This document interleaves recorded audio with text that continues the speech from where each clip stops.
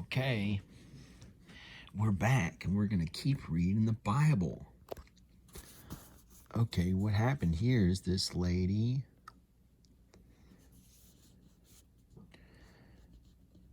had her demon cast out of her.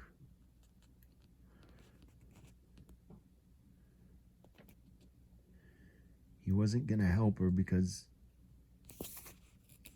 he said a parable, that was why, and then she said another parable, and he said, wow, how great is your faith, and be it done as you wish. And your daughter was healed, and her daughter was healed from that hour. Got the demon out of her. Healing for the glorification of God. And Jesus departed from there and came beside the Sea of Galilee, and he went up the mountain and sat there. Great crowds came to him, having with him the lame, the blind, the crippled, the dumb, and many other sick ones.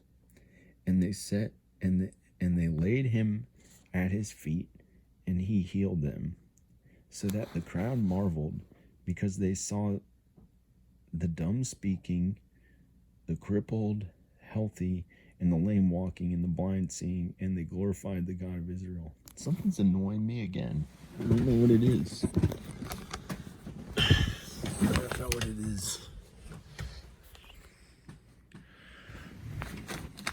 I really don't know what it is.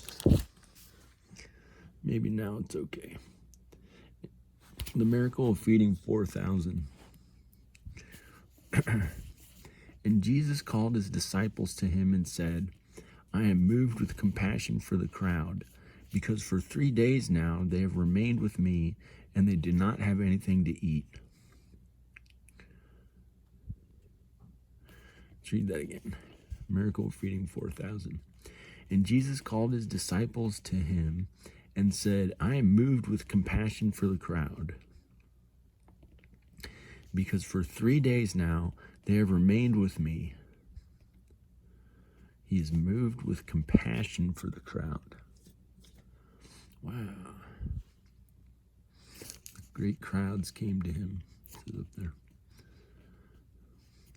I'm moved with compassion for the crowd, because for 3 days now they have remained with me, and they do not have anything to eat. And I am not willing to send them away hungry, lest they faint on the way.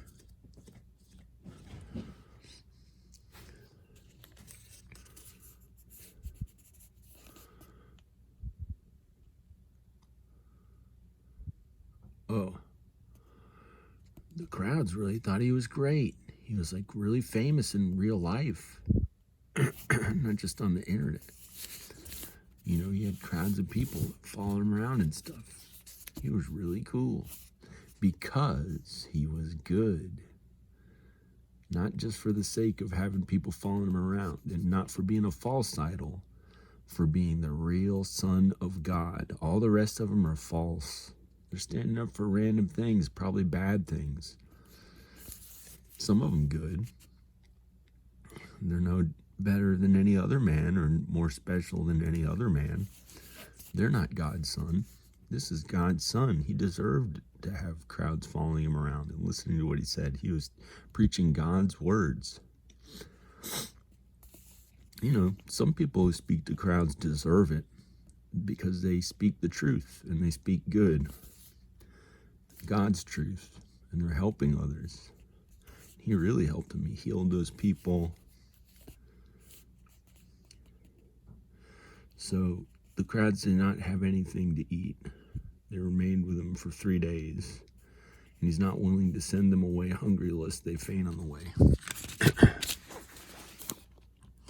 And the disciples said to him, where can we get so many loaves in this desolate place to satisfy so great a crowd? And Jesus said to them, how many loaves do you have? And they said, 7, and a few small fish.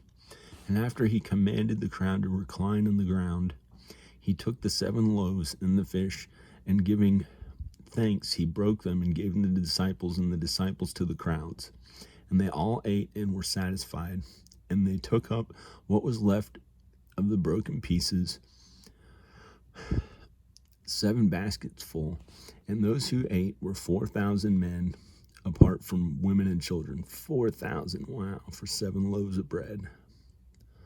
He must have gave them little tiny pieces like they have at communion in the Catholic Church. And after or something like that, unless he made it into more food somehow by his special power from God. And after he sent the crowds away, he stepped into the boat and came to the borders of Magadan.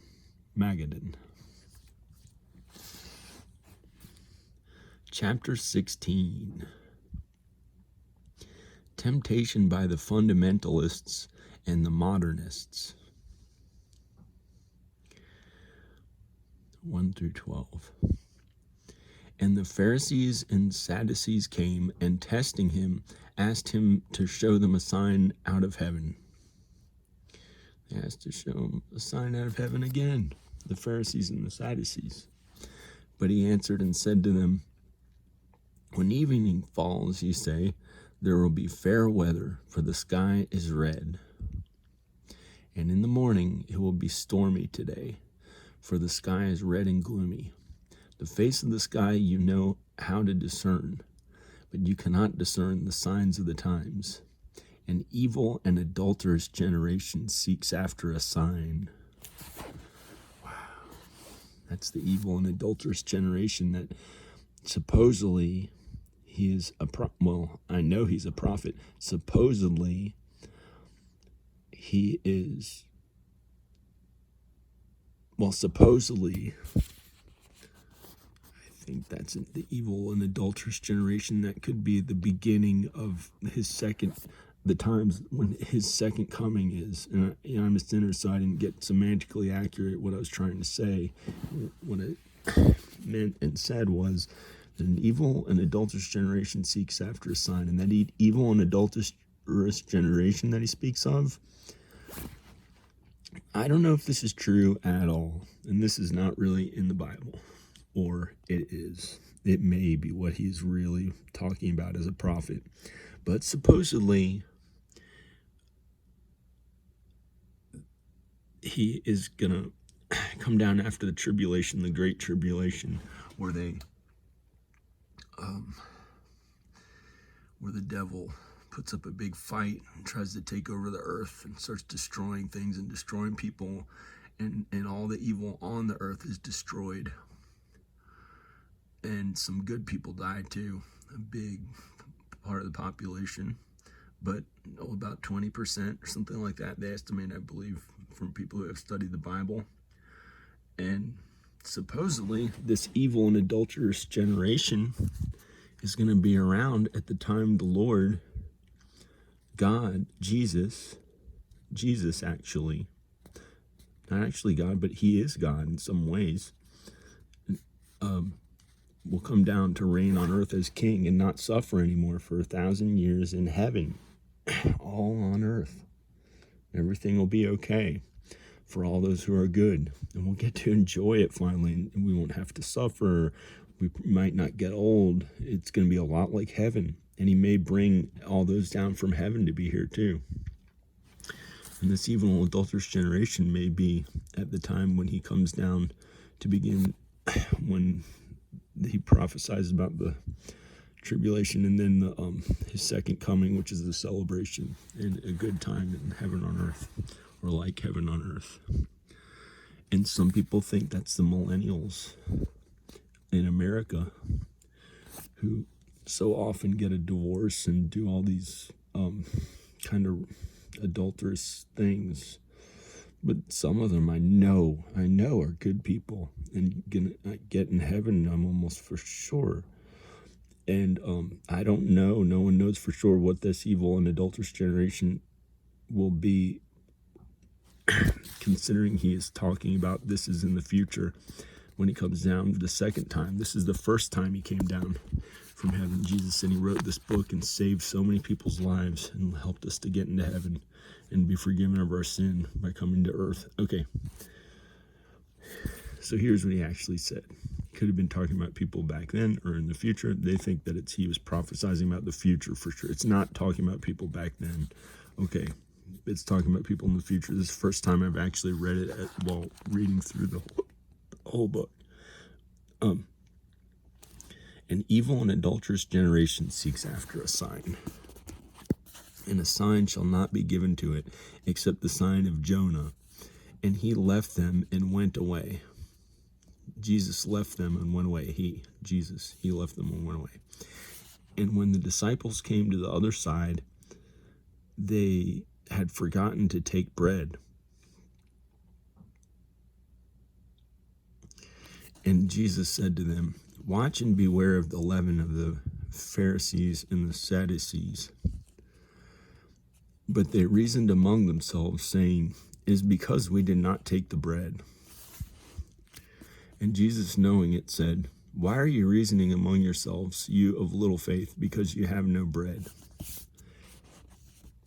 Do you not yet understand, nor remember the 5 loaves of the 5,000 and how many hand baskets you took up, nor the 7 loaves of the 4,000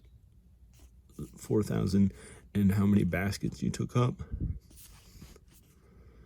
How is it that you did not understand that it was not about bread that I spoke to you?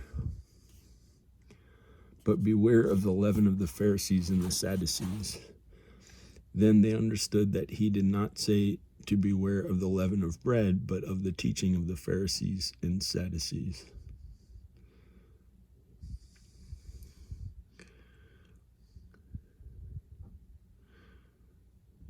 Oh, they thought he said don't eat bread, but he was saying in a parable to not listen to the Pharisees and them, those bad people.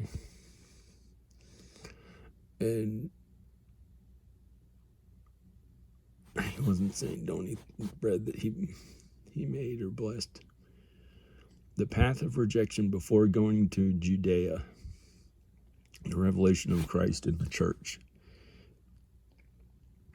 13 to 20. Now when Jesus came into the parts of Caesarea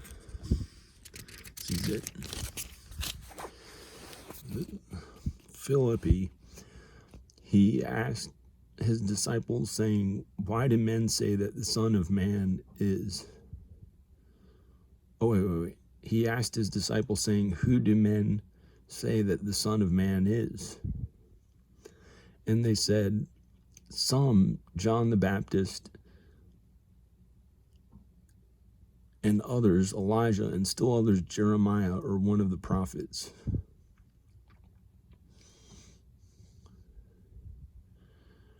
He said to them, "But you, who do you say that I am?" And Simon Peter answered and said, "You are the Christ, the Son of the living God." And Jesus answered and said to him, "Blessed are you, Simon Bar-Jonah, because flesh and blood has not revealed this to you, but my Father who is in the heavens.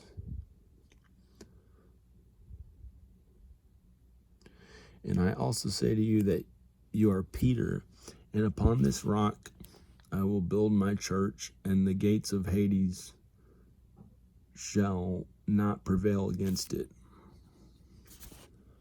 I'll give to you the keys of the kingdom of the heavens. I'll give you the keys of the kingdom of the heavens, and whatever you bind on the earth shall be bound in the heavens, and whatever you loose on the earth shall have been loosed in the heavens." And he charged the disciples not to tell anyone that he was the Christ.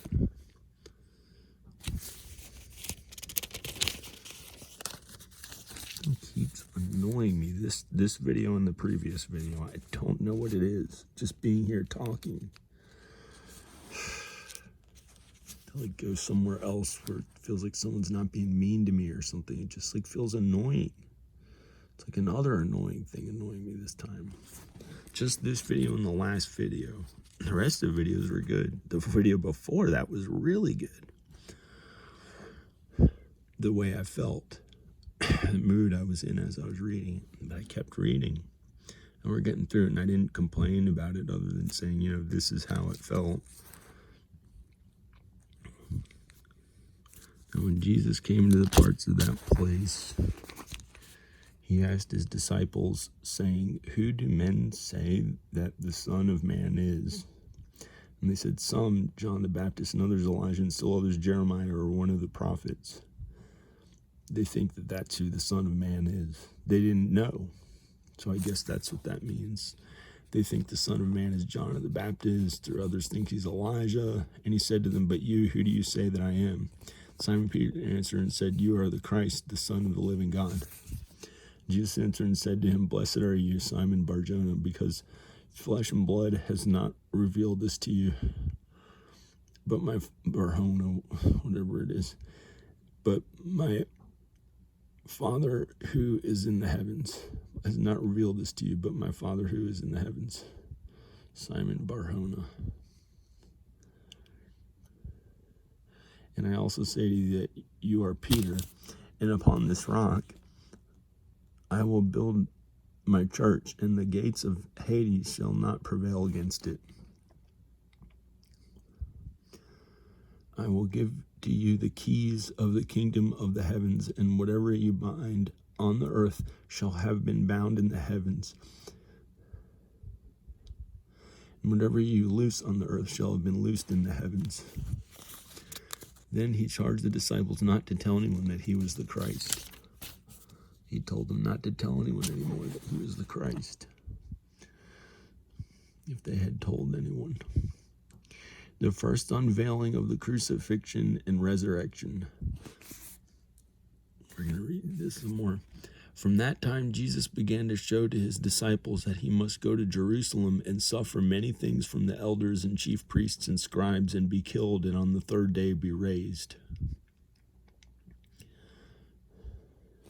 He must go to Jerusalem to suffer many things from the elders and chief priests, the Jews at the time. He was a Jew too, but they had kind of the wrong idea of vengeful meanness. And scribes, and be killed, and he will be killed by them. On the third day be raised. And Peter took him aside and began to rebuke him, saying, God, be merciful to you, Lord. This shall by no means happen to you. But he turned and said to Peter, get behind me, Satan, you are a stumbling block to me, for you are not setting your mind on the things of God, but on the things of men. And then Jesus said to his disciples, if anyone wants to come after me, let him deny himself and take up his cross and follow me. Wow.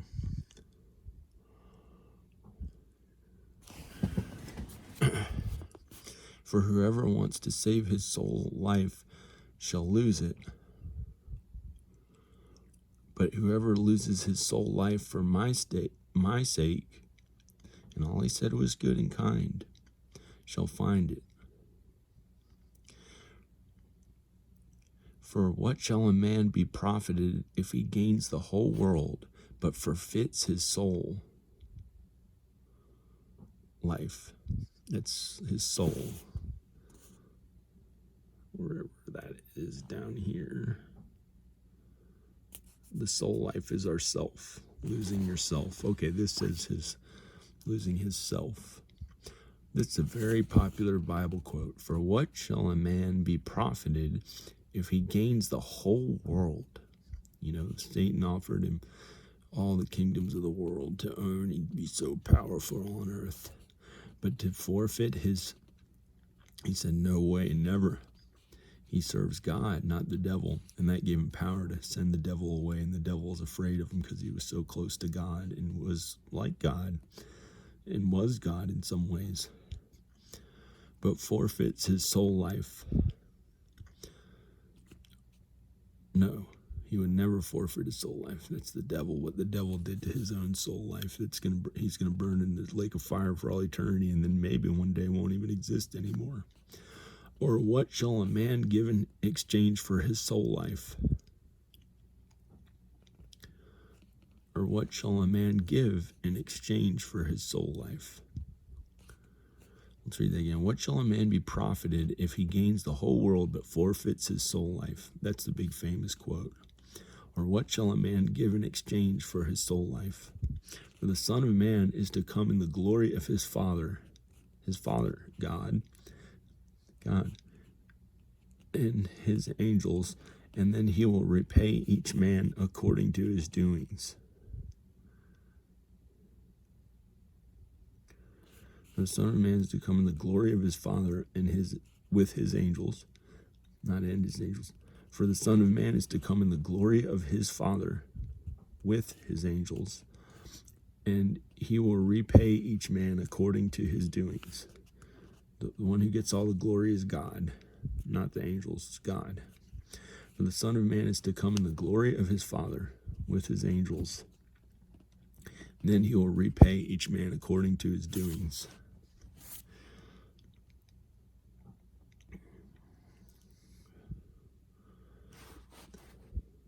According to his doings, that's who gets into heaven. The ones who, lived in righteousness, worked in righteousness, lived in righteousness.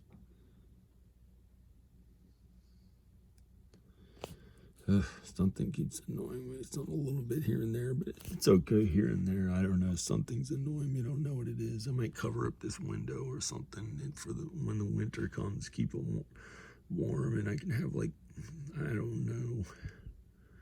It's like some cat out there, and it's like I don't know. I'm gonna leave that window open. Why would I close it? Why would I be one of those people that covers up the windows with all that stuff, and you don't even see anybody out there? And it's like the past two videos, it's not that bad. Actually, some of this got really good when I was reading it. Got pretty good. It was pretty good. So do we continue to 17 for another couple pages through 18?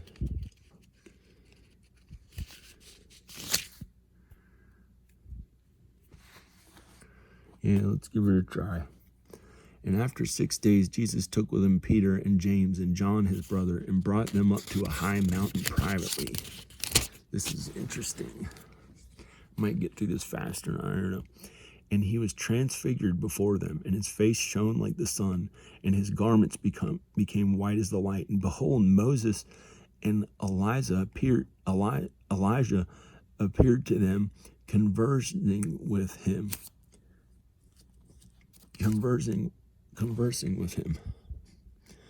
And Peter answered and said to Jesus, Lord, it is good for us to be here. If you are willing, I will make 3 tents here, one for you and one for Moses and one for Elijah. Transfigured. See what that means. Lit, transformed. And Peter answered and said to Jesus, Lord, it is good for us to be here. If you are willing, I will make 3 tents here, one for you, one for Moses, and one for Elijah. While he was still speaking, behold, a bright cloud overshadowed them.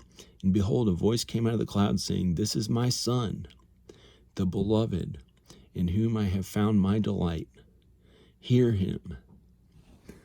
And when the disciples heard this, they fell on their face and were greatly frightened. And Jesus came to them and touched them and said, Arise and do not be afraid. And when they lifted up their eyes, they saw no one except Jesus himself alone. And as they were coming down from the mountain, Jesus commanded them, saying, Tell the vision to no one until the Son of Man is raised from the dead. And the disciples asked him, saying, Why then do the scribes say that Elijah must come first? And he answered and said, Elijah indeed is coming and will restore all things. But I say to you that Elijah has already come, and they did not recognize him, but did with him the things they wished. So also the Son of Man is about to suffer by them. Then the disciples understood that he spoke to them concerning John the Baptist, the casting out of an epileptic demon. And then they came to the crowd, when they came to the crowd, a man came to Jesus, falling on his knees before him and saying, Lord, have mercy on my son, for he has epilepsy and suffers terribly. For often he falls, into the fire and often into the water. And I brought him to your disciples, and they were not able to heal him. And Jesus answered and said, oh, unbelieving. That's cool. He brought him to the disciples. He had people that worked for him. Jesus, kind of. Well, for when he was like God, but they worked for God. That's who they really worked for. That was their boss. He was their boss. I had that a little bit wrong. They worked for, he wasn't really their boss. God was their boss. He was doing God's work. And Jesus answered and said, oh, unbelieving and perverted generation, how long shall I be with you? And I brought him to your disciples, and they were not able to heal him. And Jesus answered and said, oh, unbelieving and perverted generation, how long shall I be with you? How long shall I bear with you? Bring him here to me. And Jesus rebuked it, and the demon came out from him, and the boy was healed from that hour.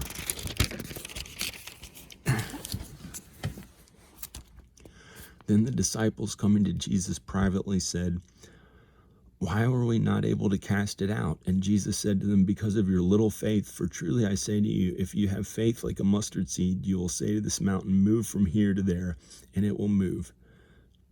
And nothing will be impossible to you. Wow. That's pretty good.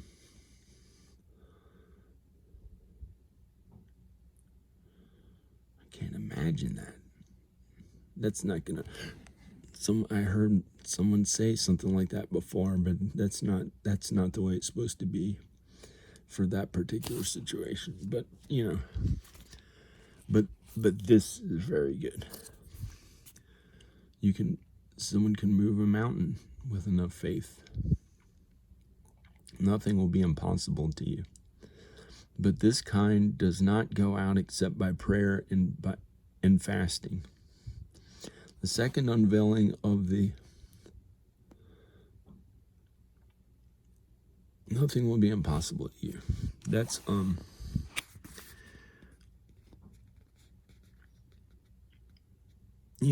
they'd have enough faith, they'd be able to do only good. So they'd only be able to do good things inherently in that. So there's no way they could do good in a bad way. There's no way they could do bad.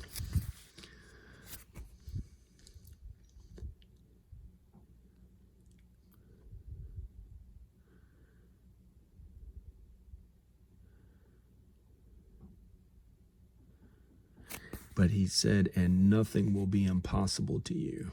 And he may have been talking to the one bad disciple who would turn his back on Jesus. When he said, and nothing will be impossible to you, because he could do anything bad, anything mean.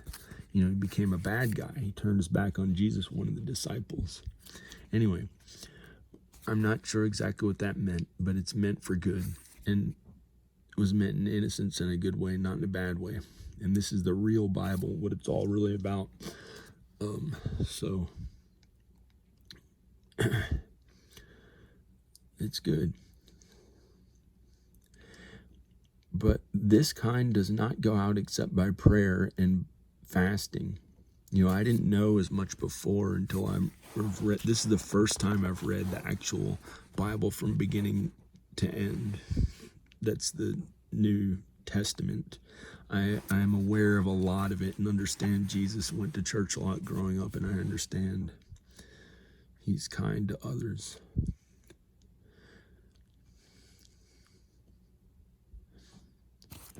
The second unveiling of the crucifixion and resurrection. And while they are gathering together in Galilee, Jesus said to them, the Son of Man is about to be delivered into the hands of men, and they will kill him, and on the third day he will be raised, and they're greatly grieved. The application of the revelation of and vision of Christ's sonship. The application of the revelation and vision of Christ's sonship. And when they came to Capernaum, those who take up the temple tax.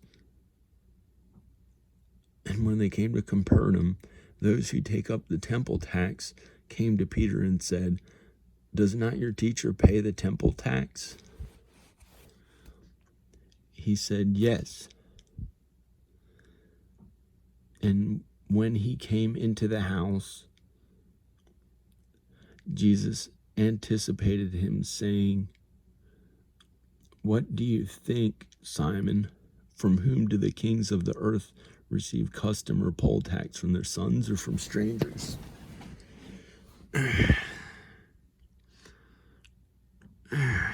And when he said from strangers, Jesus said to him, "So then the sons are free." Let's read this again. "And when they came to Capernaum, those who take up the temple tax came to Peter and said, 'Does not your teacher pay the temple tax?' He said, 'Yes.' And when he came into the house, Jesus anticipated him, saying, 'What do you think, Simon? From whom do the kings of the earth receive custom or poll tax, from their sons or from strangers?'"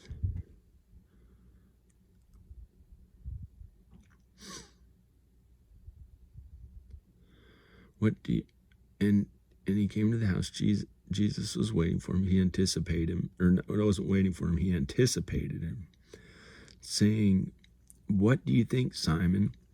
From whom do the kings of the earth receive custom or poll tax, from their sons or from strangers?" And when he said from strangers, Jesus said to him, "So then the sons are free. But that we do not stumble them. But that we do not stumble them. Go to the sea and cast a hook and take the first fish that comes up. And when you open its mouth, you'll find a stater. Take that and give it to them for me and you." A stater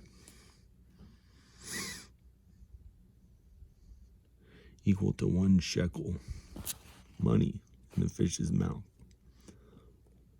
"And give that to them for me and you." So he said, "Go get a fish, and there'll be money in its mouth." Chapter 18, Relationships to the Kingdom. In the hour the disciples came to Jesus, saying, "Who then is greatest in the kingdom of the heavens?" And he called a little child to him and stood him in their midst and said, "Truly, I say to you, unless you turn and become like little children, you shall by no means enter into the kingdom of the heavens. He therefore who will humble himself like this little child, he is the greatest in the kingdom of the heavens." In that hour, let's read this again. Relationships in the kingdom. In that hour, the disciples came to Jesus, saying, "Who then is the greatest in the kingdom of the heavens?" And he called a little child to him and stood him in their midst, and said, "Truly I say to you, unless you turn and become like little children, you shall by no means enter into the kingdom of the heavens." Wow, they had to become like little children. "He therefore who will humble himself like this little child, he is the greatest in the kingdom of the heavens. And whoever receives one such little child because of my name receives me. And whoever stumbles one of these little ones who believe into me, it is more profitable for him. And for whoever stumbles one of these little ones who believes into me, whoever receives one such little child because of my name receives me."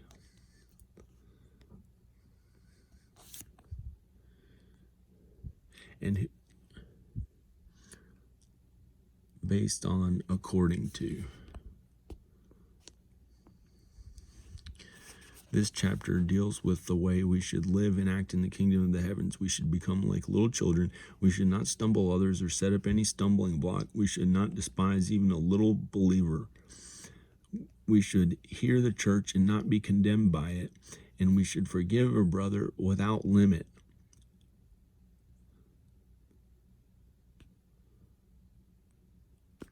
All this indicates that to enter into the kingdom of the heavens, We must be humble and not despise any believer, but love our brother and forgive our brother.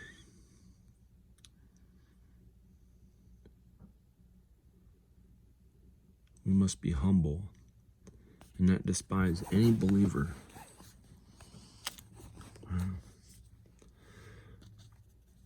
And whoever stumbles one of these little ones who believes into me, it is more profitable for him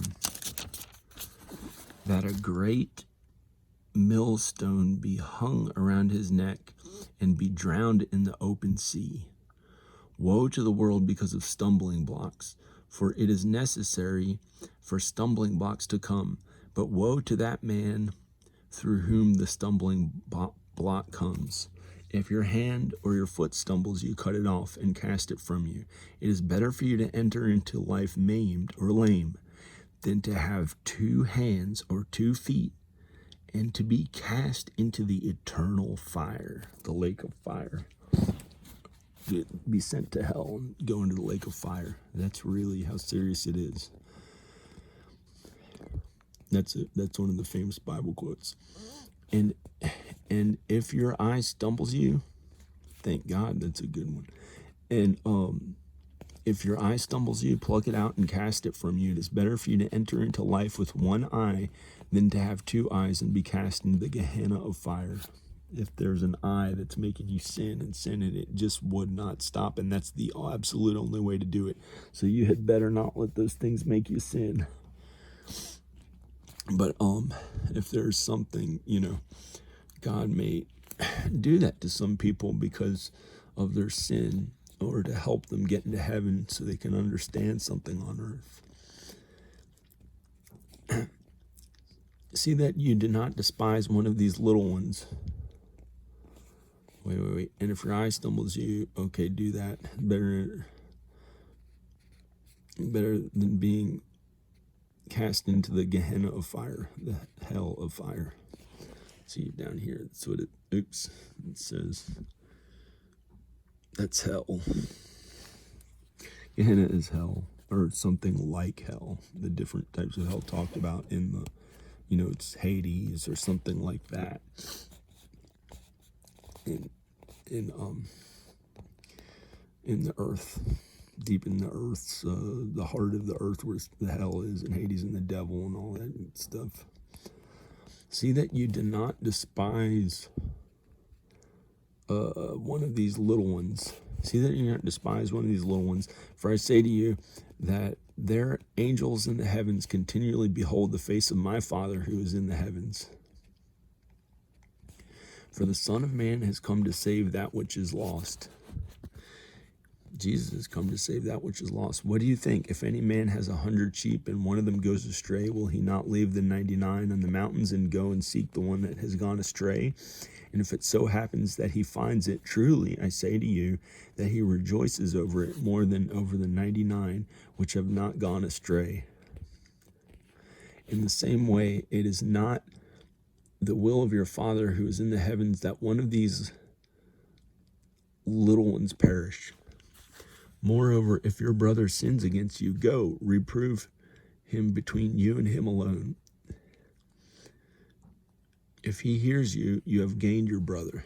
But if he does not hear you, take with you 1 or 2 more, that by the mouth of 2 or 3 witnesses every word may be established. And if he refuses to hear them, tell it to the church. And if he refuses to hear the church also, let him be to you just like the Gentile and the tax collector. Let him be just like the Gentile and the tax collector. If brother sins against him.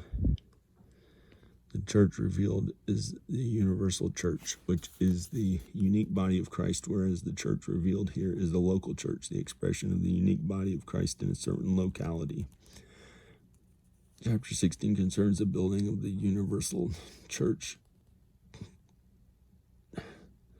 whereas this chapter concerns the practice of the local church. In both of its aspects, the church represents the kingdom of the heavens, having authority to bind and to loose.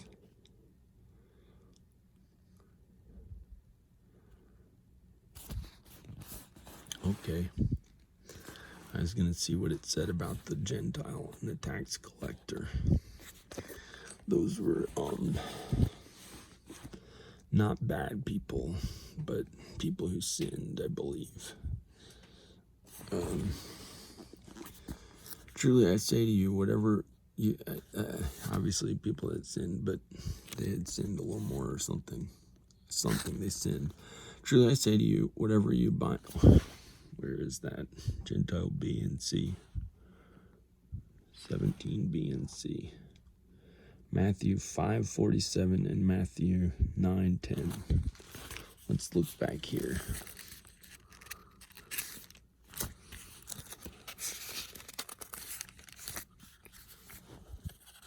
Matthew 5:47. And if you greet only your brothers, what better thing are you doing? Did not even the Gentiles do the same? 47a. Oh, the Gentiles were the ones who did not even follow the Old Testament. But they could have been more kind. Some of them were more kind because the Old Testament showed some kind of meanness. And the tax collector, C, is Matthew 9:10.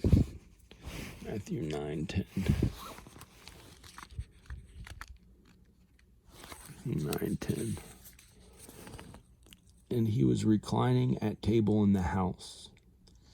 Behold, many tax collectors and sinners came and reclined together with Jesus and his disciples. Oh, the people who he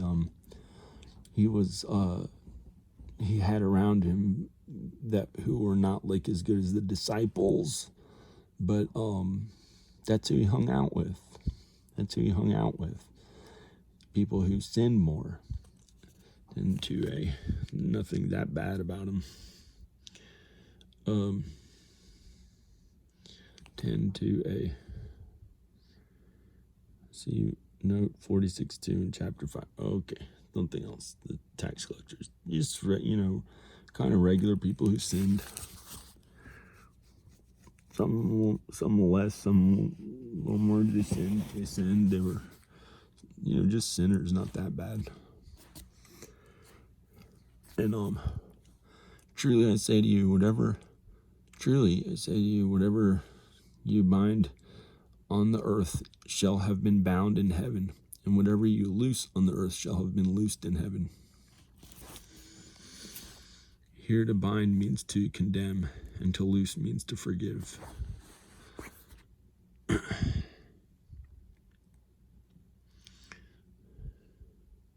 Wow, it's pretty good. Whatever you forgive on earth shall be forgiven in heaven. Again, whatever you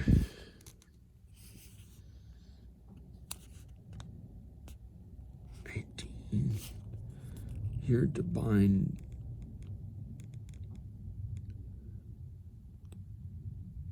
means to condemn, and to loose means to forgive. Bind means to condemn. Truly I say to you, whatever you condemn on earth shall have been condemned in heaven. Wow.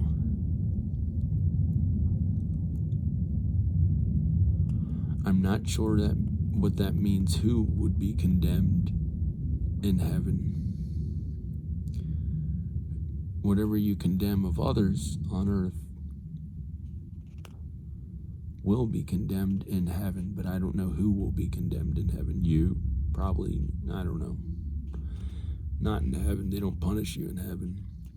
I don't know. And whatever you loose on the earth shall have been loosed in heaven. Whatever you forgive,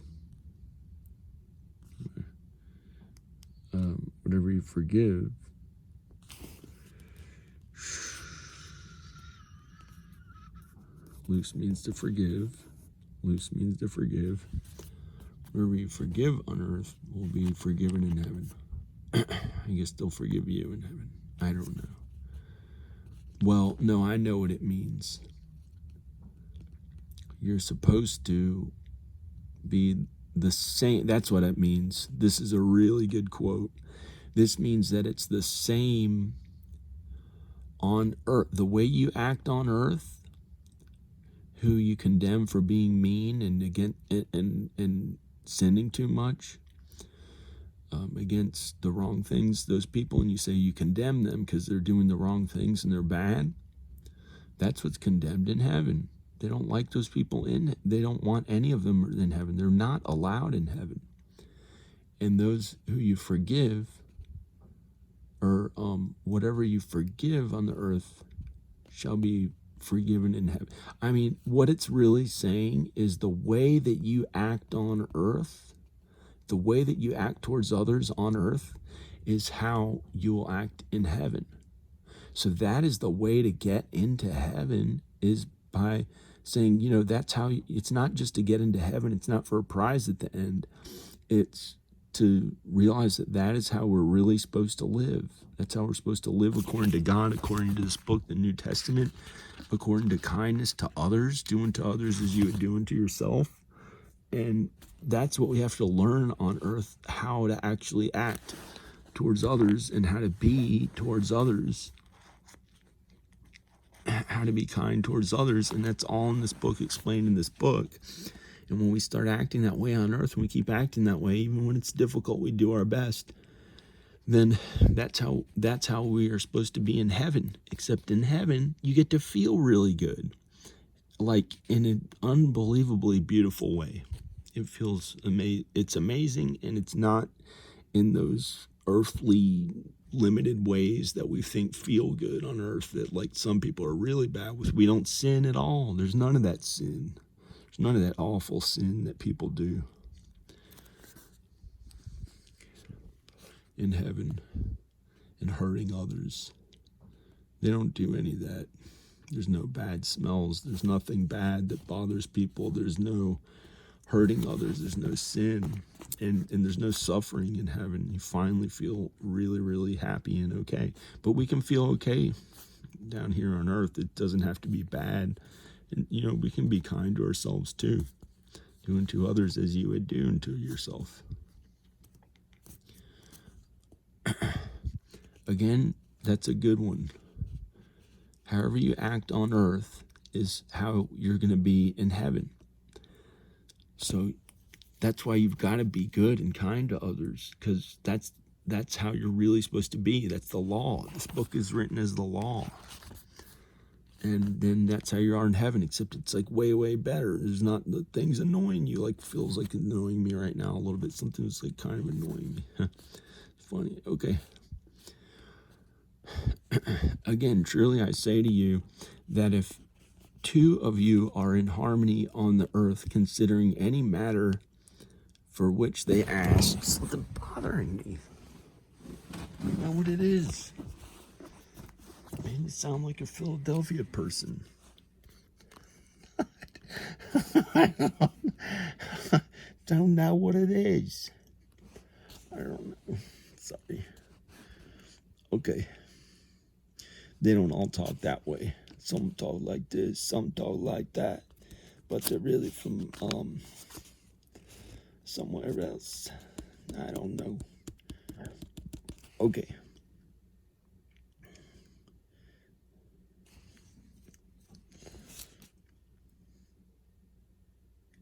Again, truly I say to you that if two of you are in harmony on earth concerning any matter for which they ask, it will be done for them from my Father who is in the heavens.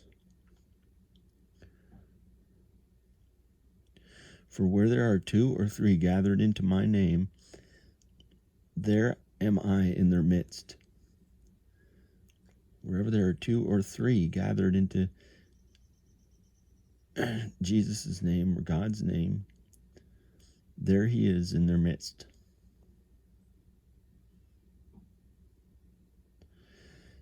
Then Peter came and said to him, Lord, how often shall my brother sin against me and I forgive him? Up to 7 times? Jesus said to him, I did not say to you up to 7 times, but up to 70 times 7. For this reason, the kingdom of the heavens has become like a king who desired to settle accounts with his slaves.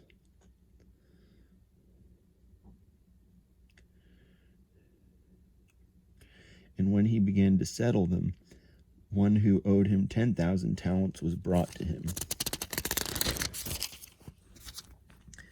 But since he did not have the means to repay, the master commanded him to be sold, as well as his wife and children and all that he had, and repayment to be made.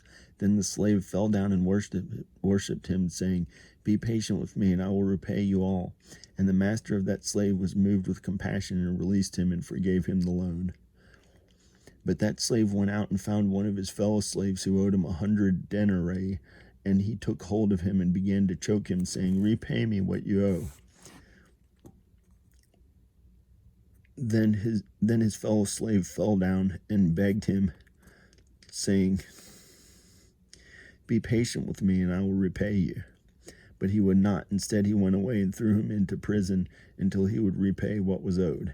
Then his fellow slaves, seeing what had taken place, were greatly grieved and came and explained fully to their master all that had taken place. Then his master called to him and said to him, "Evil slave, all that debt I forgave you because you begged me. Should you not also have had mercy on your fellow slave, even as I had mercy on you?" And his master became angry and delivered him to the torturers until he would repay all that was owed. So also will my heavenly Father do to you if each of you does not forgive his brother from your hearts. Hey, that's a miracle.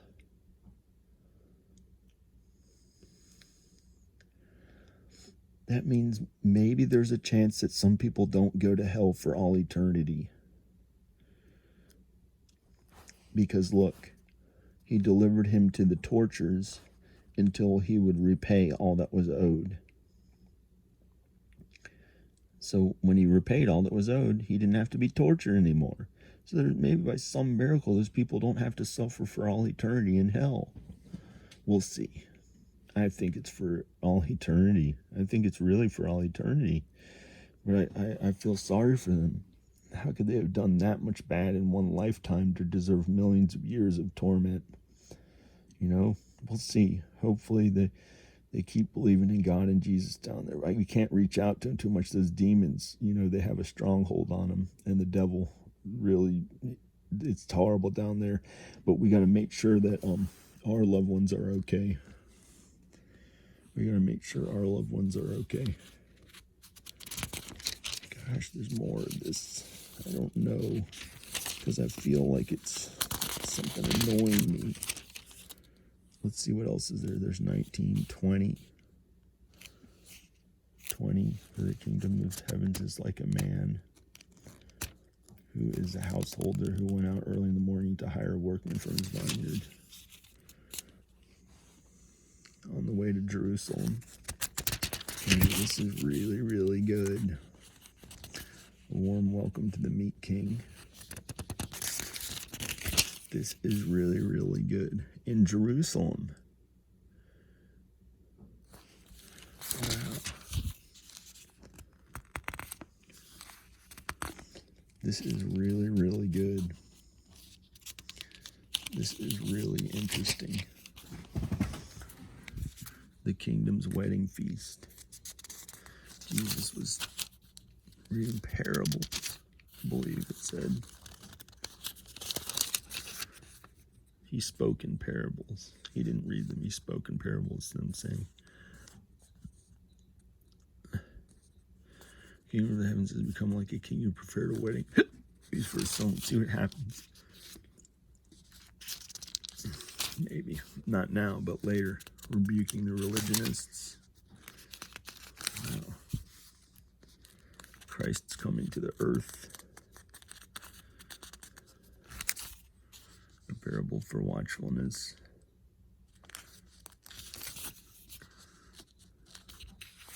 Matthew. Oh, here's Mark. Ah.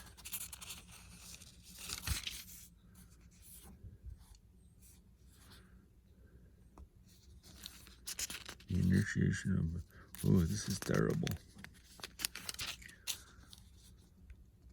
Tested. This is terrible. There's a lot. Avoiding the crowd. Okay. Let's look way far ahead. Luke. The resurrection of the man-savior. Buried. Hey, in Luke is where really you figure out what happened, how he got to the end of his life, and he died and was resurrected. And then it goes to John, Matthew, Mark, and Luke.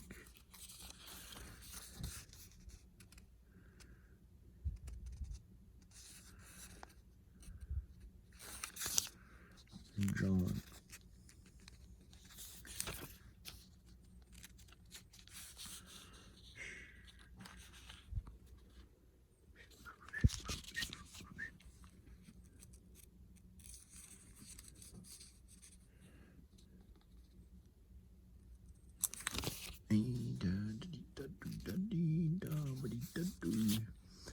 Well, how this stuff happens.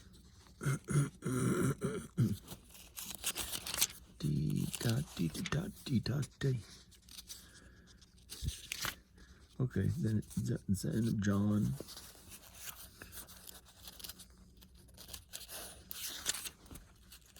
That was the end of John. Coming is the Spirit to be breathed into the believers.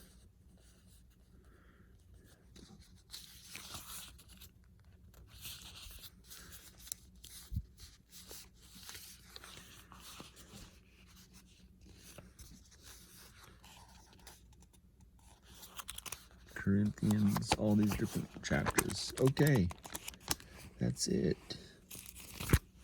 Let's look back to how far we read. Matthew, all this. Matthew, but besides this, and unless you read it somewhere else.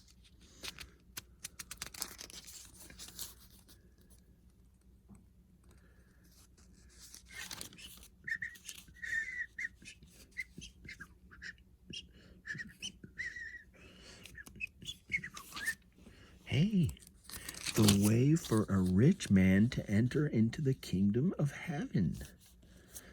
Now that is really interesting. Amazing. That is the way for a rich man to enter into the kingdom of heaven. Thank God in Jesus there is a way that he shows us. They showed us in the Bible for those who want to be rich for some reason. I don't have any want. I might have to be for some reason. I don't know. I don't really want to anymore. Okay, that's it. Bye. Click like in the video. Subscribe. This is John Birmingham getting out of here. Okay, bye.